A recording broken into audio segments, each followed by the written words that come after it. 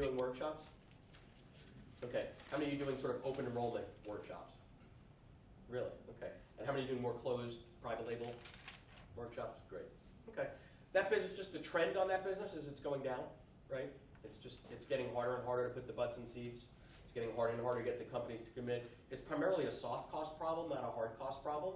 It's once they start to do the math of how much it costs to have 48 people in a room times X dollars an hour and lunch and travel, it becomes really, really expensive. So video, there's an economic element to video as well.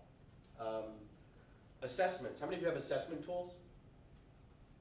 How many of you are making money from your assessment tools versus free assessment tools? Okay, cool. So let me just sort of give you my 3-minute spiel on assessment tools.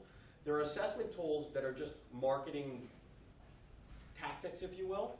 So I'm a peach, a flower, or this or that, whatever, That's not really an assessment tool.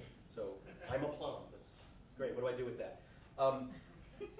Actual assessment tools. So that's not to say that there's not a reason to put out some sort of baseline assessment tool that gets people to lean into your content and want something, but be thoughtful with it. I mean, people are smarter than we think, and a lot of stuff that I see out there is just, wow, just put a little bit more something in there. The baseline is higher, folks. You're competing with so many different people.